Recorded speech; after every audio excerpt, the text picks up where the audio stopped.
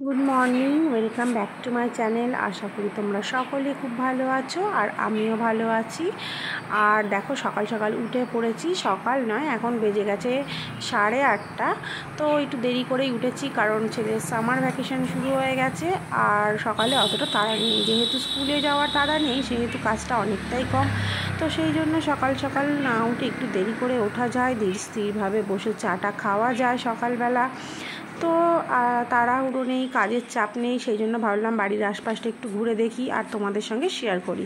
তো এই দেখো এইখানে আমাদের বাড়ির চারপাশ না আমার প্রাকৃতিক পরিবেশ দেখতে খুবই ভালো লাগে।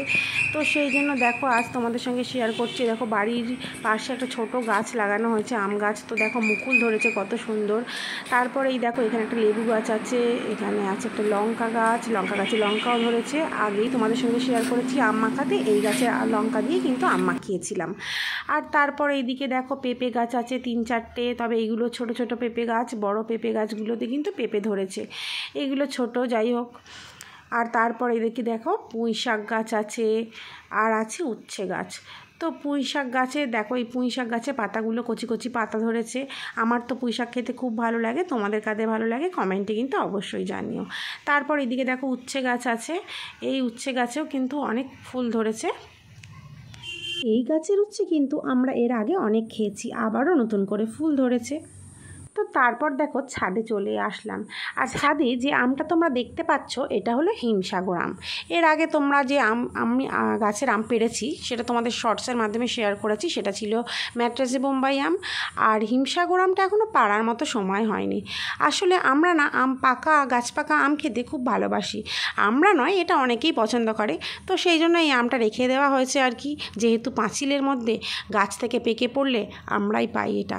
তো সেই জন্য কয়েকদিন রেখে দেওয়া হয়েছে। আর এখন বেশ বড় বড় হয়ে গেছে আমগুলো, মনে হচ্ছে আর রেখে দেওয়া যাবে না, এবার কিন্তু পেড়ে ফেলতে হবে। তো যাই হোক সেই জন্য রেখে দেওয়া হয়েছে।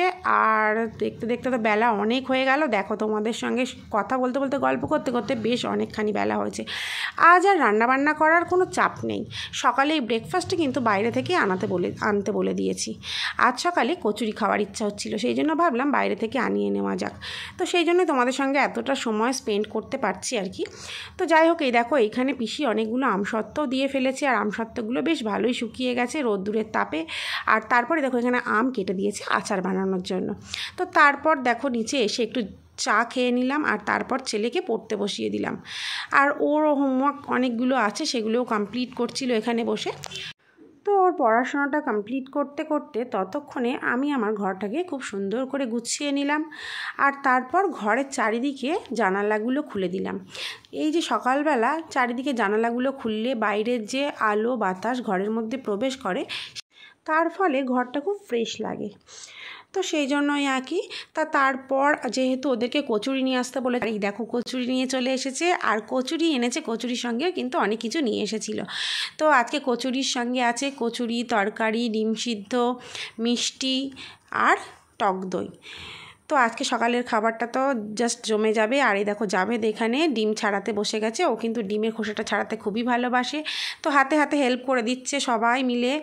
তো তারপর দেখো আমি কিন্তু কচুরিটা নিয়ে বসে পড়েছি, কারণ কচুরি কিন্তু আমার খুবই ফেভারিট। আর সেটা যদি হয় বাইরের কেনা কচুরি তাহলে তো আর কোনো কথাই নেই। আর জাভেদও দেখো শুরু করে দিয়েছে। আমরা সবাই মিলে একসঙ্গে বসে সকালের ব্রেকফাস্টটা সেরে ফেললাম। আর এখানে কি মিষ্টি ছিল চলো দেখিয়ে দিই। এখানে ছিল চকলেটি সন্দেশ আর 2 রকমের এমনি সন্দেশ, আর সঙ্গে ছিল টক দই।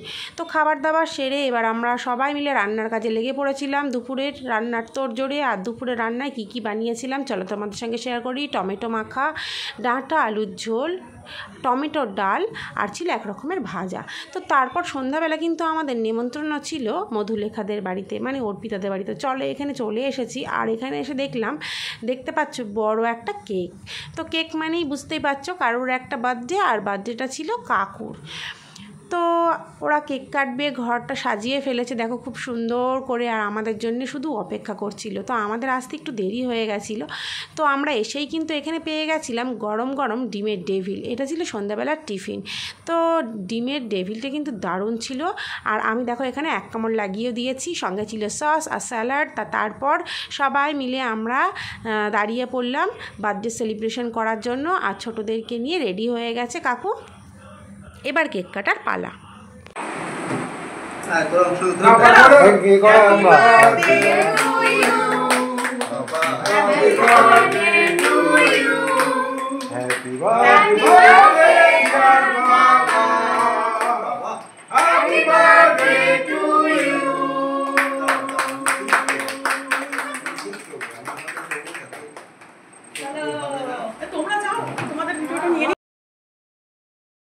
তো তারপর দেখো কেকটাকে পুরো কাটা হচ্ছিল সবাইকে দেওয়ার জন্য, আর অর্পিতা এখানে কেকটাকে কাটছে।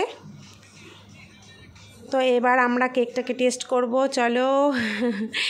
তো চলো, এখন কেক পড়ে গেছে জাভেদের প্লেটে, আর জাভেদ টেস্ট করে সবার আগে বলবে কেকটা কেমন খেতে ছিল।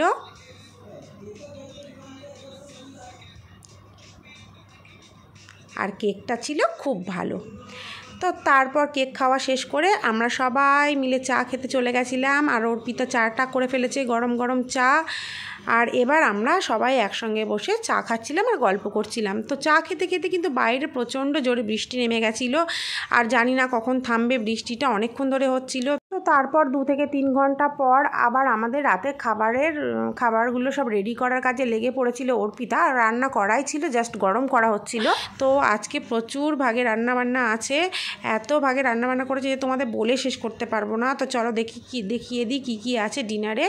বাচ্চারা এখানে খেতে বসে গেছে, আর এখানে আছে এই যে একটা দেখতে পাচ্ছ সামনে, এটা হলো পনির দিয়ে ছানা দিয়ে একটা রেসিপি। আমি কিন্তু এটা ফার্স্ট টাইম খেলাম, আর আমার কিন্তু খুব ভালো লেগেছিল।